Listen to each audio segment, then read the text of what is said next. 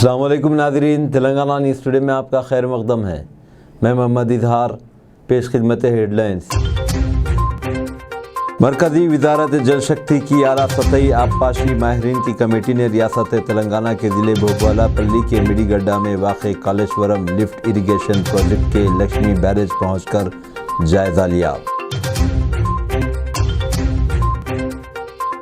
कांग्रेस ने पार्टी कायदीन से अपील की है कि वो किसी भी तरह के मुतनाज़िया बयान से परहेज़ करें। राहुल गांधी रियासत तेलंगाना में अगले माह के पहले हफ्ते में इंतखाबी मुहिम में दोबारा हिस्सा लेंगे।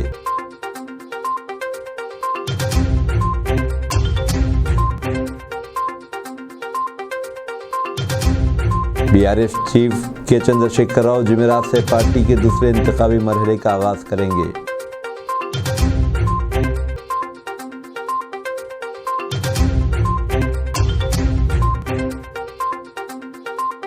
मरकज़ी वज़ीर बराए science and technology doctor Jitendra Singh ने आज कहा कि मरकज़ की जानिब से अहम इक़दाम किए जाने की वजह से मुल्क के स्पेस शोबे में गैर मामूली स्टार्ट बूम देखा जा रहा है। अब खबरें तफसील के साथ। मरकज़ी वज़ारत जल शक्ति की आला सतही आबपाशी माहिरीन की कमेटी ने रियासत तेलंगाना के ज़िले भोपालपल्ली के मिडीगड्डा में वाक़े कालेश्वरम लिफ्ट इरिगेशन प्रोजेक्ट के लक्ष्मी बैरेज पहुँचकर जायज़ा लिया। छह रुकनी कमेटी की क़यादत नेशनल डैम सेफ्टी अथॉरिटी के चेयरमैन अनिल जैन कर रहे हैं। कमेटी प्रोजेक्ट के एक हिस्से में पानी के अखराज का जायज़ा ले रहे हैं। वज़ारत जल शक्ति ने तहक़ीक़ात का हुक्म दिया है, जबकि ये वाक़या 2 रोज़ कबल पेश आया। इस वाक़े की वजह से वक्तिया तौर पर दरियाए गोदावरी पर वाक़े पुल को बंद कर दिया गया, जो तेलंगाना से महाराष्ट्र के गुडुचिरोली ज़िले को जोड़ता है। मरकज़ी कमेटी मुख्तलिफ पहलुओं से कालेश्वरम प्रोजेक्ट में पानी के अखराज के मामले की जाँच करेगी। मरकज़ ने कमेटी की जाँच के बाद रिपोर्ट दाखिल करने को कहा था। बैरेज के 6वें ता 8वें बैरेज के दरमियान पिलर नंबर 15 से 20 के दरमियान पानी का अखराज नोट किया गया है। मिडीगड्डा बैरेज कालेश्वरम प्रोजेक्ट का हिस्सा है, जो 1.6 किलोमीटर तवील है। जिस हिस्से से पानी का अखराज हो रहा है वो महाराष्ट्र से 356 मीटर करीब है। इस मौके पर engineer in chief N Venkateswarlu भी मौजूद थे। इस दौरान यहाँ दफ़ा 144 भी नाफिज कर दिया गया है, जबकि माधोपुर पुलिस ने रियासती आबपाशी अहदेदारों की जानिब से सबोताज के अंदशे की शिकायत पर केस भी दर्ज किया है। अवामी जायदाद को नुकसान पहुँचाने की दफ़ा सेक्शन 3 और 4 के तहत केस दर्ज करते हुए खुसूसी टीमें मामले की जाँच भी कर रही है। इसी दौरान CPIM ने वाक़े की गैर जानिबदाराना तहक़ीक़ात का मुतालबा किया है। पार्टी के रियासती सेक्रेटरी T वीरभद्रा राव ने हुकूमत से मुतालबा किया कि वो माहिरीन की कमेटी के ज़रिए फौरी तौर पर प्रोजेक्ट के मेयार का मुआयना करवाए। वज़ीर आला तेलंगाना और BRS सदर के चंद्रशेखर राव जुमेरात से पार्टी की इंतखाबी मुहिम के दूसरे मरहले का आगाज़ करेंगे। इस मरहले में जुमेरात को अचमपेट, वनपर्ती और मुलगू असम्बली हल्के के जात का दौरा करेंगे। जुमेआ के दिन वो पालेरू, महबूबाबाद और वर्धनापेट में रैलियों की क़यादत करेंगे। दूसरा मरहला अगले माह की 8 तारीख तक जारी रहेगा। हसनाबाद से इंतखाबी मुहिम के आगाज़ के बाद BRS की जानिब से दशहरा त्यौहार के पेश नज़र कल तक इसे रोक दिया गया है। पार्टी ज़राए के मुताबिक चंद्रशेखर राव अपने पर्चा नामजदगी अगले माह की 9 तारीख को गजवेल और कामारेड्डी असम्बली हल्क़ाजात से दाखिल करेंगे।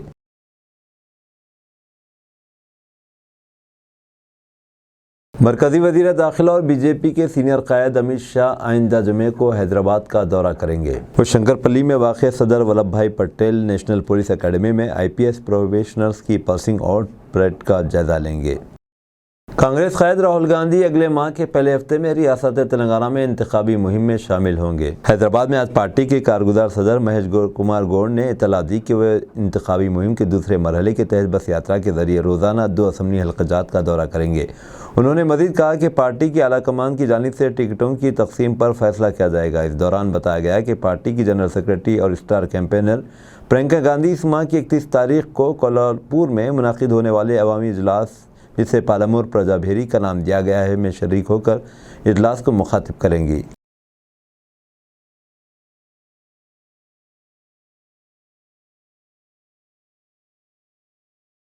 आज दुनिया भर में बैनुल-अक़वामी यौम पोलियो मनाया जा रहा है। हर साल ये दिन इस बीमारी के मुतालिक लोगों में शऊर बेदार करने के लिए मनाया जाता है। साथ ही पोलियो वैक्सीन की अहमियत से भी लोगों को वाकिफ़ करवाया जाता है। वर्ल्ड हेल्थ ऑर्गेनाइजेशन ने हमारे मुल्क को 2014 में ही पोलियो फ्री करार दिया था, जबकि पोलियो वायरस का आखिरी केस 13 जनवरी 2011 को दर्ज किया गया था।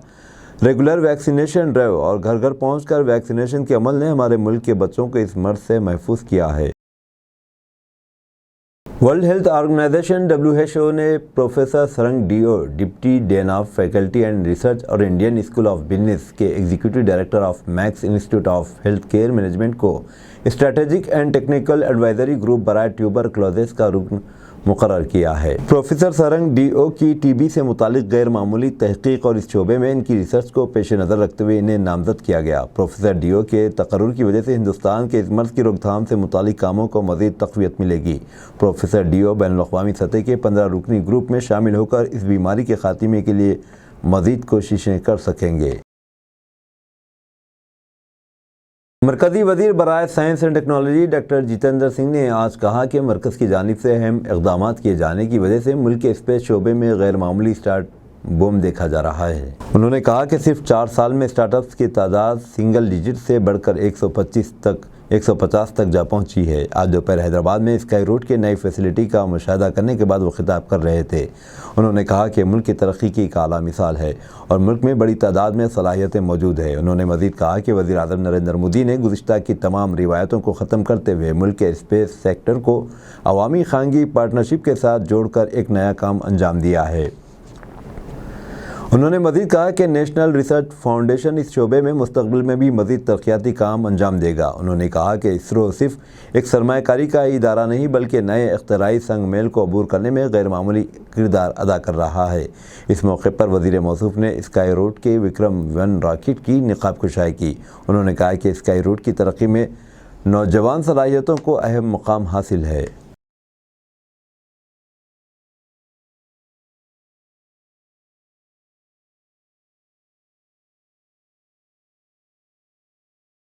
मुल्क में शुरू की गई वंदे भारत ट्रेन मुसाफिरीन के लिए अव्वलीन तरजीह बनती जा रही है। वंदे भारत ट्रेन ट्रांसपोर्ट का जदीद तरीन और एडवांस जरिया साबित हो रही है। मुसाफिरीन के सफ़री मालूमात के मुताबिक साउथ सेंट्रल रेलवे अहदेदारों ने बताया कि इस ट्रेन में सफ़र करने वाले 29% नौजवान मुसाफिरीन हैं, जबकि 26% वो मुसाफिरीन जिनकी उम्रें 35 से 49 साल के दरमियान है। वाज़ेह रहे कि SCR हदूद में चलने वाली 5 वंदे भारत ट्रेन भी 100% सरपरस्ती में चलाई जा रही हैं। कैरी बैग के लिए 20 रुपये वसूल करने पर गाहक को 3000 रुपये अदा करने IKEA को बेंगलुरु कोर्ट का हुक्म। बेंगलुरु की एक अदालत ने स्वीडिश फर्नीचर मेकर IKEA को हुक्म दिया है कि वह खातून को कागजी थैले पेपर बैग के लिए 3000 रुपये अदा करे जिस पर कंपनी का लोगो छपा हुआ था। PTI के मुताबिक संगीता बोहरा नामी खातून सारिफ ने 6 अक्टूबर 2022 को IKEA की नागासुंदरा ब्रांच में पेपर बैग के लिए 20 रुपये चार्ज किए जाने के बाद सारिफिन की अदालत कंज्यूमर कोर्ट में मुकदमा दायर किया था। उन्होंने IKEA स्टोर से कुछ चीज़ें खरीदी और एक कैरी बैग तलब किया जिस पर कंपनी ने इनसे 20 रुपये वसूल किए। बोहरा ने IKEA कंपनी का लोगो छपा होने के बावजूद पेपर बैग के लिए 20 रुपये वसूल करने पर स्टोर के अमले से इस बाबत दरियाफ़्त किया, जिस पर इन्हें तशफ़ी बख्श जवाब नहीं दिया गया। बेंगलुरु की अदालत ने स्वीडिश कंपनी को हुक्म दिया कि वह अंदरून 30 दिन सारिफ को न सिर्फ 20 रुपये की रकम मासूद अदा करे बल्कि हर्जाने के तौर पर 1000 और क़ानूनी चाराजोई के अखराजात के सिलसिले में सारिफ को मज़ीद 2000 रुपये अदा करे। एक शख्स बेटी की सास के साथ फरार हो गया। 1 माह बाद दोनों ने खुदकशी कर ली। एक शख्स 1 माह पहले अपनी ही बेटी की सास को लेकर भाग गया था। दोनों उत्तर प्रदेश के लखीमपुर में मुर्दा दस्तयाब हुए। पुलिस ने बताया कि दोनों ने खुदकशी कर ली है। ये शख्स, जिसकी शिनाख्त 44 साल राम निवास राठौड़ के तौर पर हुई है, कि बीवी मर चुकी थी और उसकी सिर्फ एक बेटी थी, जबकि खातून आशा रानी को शौहर के अलावा 2 बेटियां और एक बेटा था। राठौर ने मई में आशा रानी के बेटे से अपनी बेटी की शादी कर दी थी। इंडिया टुडे की रिपोर्ट के मुताबिक रामनिवास राठौर शादी के बाद अपनी बेटी के ससुराल अक्सर आने जाने लगा था। इस दौरान इसके अपने समधन के साथ रिश्ते इस्तवार होने लगे। दोनों में जब नज़दीकियाँ काफ़ी बढ़ गईं तो उन्होंने फ़रार होने का फ़ैसला किया और 23 सितंबर को फ़रार हो गए। ये मामला सामने आया तो रिश्तेदारों की तरफ से शदीद रद्द-ए-अमल ज़ाहिर किया गया। इसके बाद आशा रानी के शौहर ने पुलिस में शिकायत दर्ज करवाई और फिर पुलिस ने जोड़े की तलाश शुरू कर दी। हुक्काम के मुताबिक जोड़े ने इसलिए खुदकशी कर ली क्योंकि वह अबू खानदान का सामना नहीं कर सकते थे। वो इस सिलसिले में बेहद परेशान थे और आखिरकार इंतहाई इक़दाम का फ़ैसला करते हुए दोनों ने इज्तिमाई खुदकशी कर ली। पुलिस ने बताया कि दोनों ने एक मुसाफिर ट्रेन के सामने छलांग लगाकर खुदकशी कर ली। इनकी लाशें बरामद कर ली गई और मामले की मज़ीद तफ्तीश जारी है।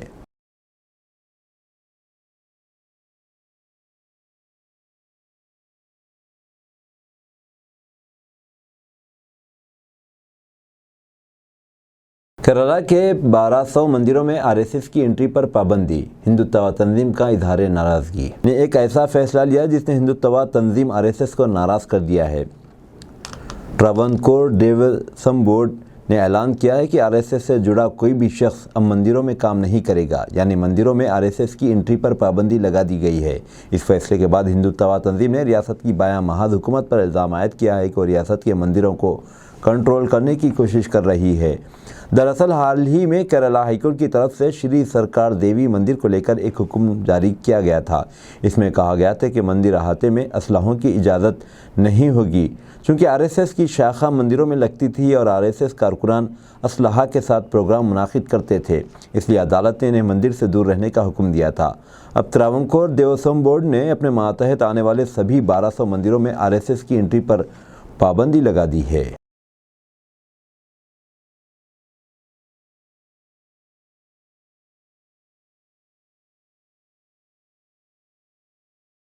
टिकट न मिलने पर फूट फूट कर रोने लगे बीजेपी के रुकने असम्बली, पैसे लेकर उम्मीदवार खड़ा करने का इल्ज़ाम। मध्य प्रदेश में असम्बली इंतखाबात के टिकट को लेकर सभी बीजेपी लीडरों के दरमियान ज़बरदस्त रसाकशी जारी है। जैसे ही पार्टी की 5वीं फहरिस्त जारी हुई, हंगामा हो गया। पार्टी ने अपने कई मौजूदा अरकान असम्बली के टिकट मनसूख करके दूसरे लीडरों पर एतमाद का इजहार किया है, जिसकी वजह से पार्टी के अंदर से एहतजाज की आवाज़ें उठने लगी हैं।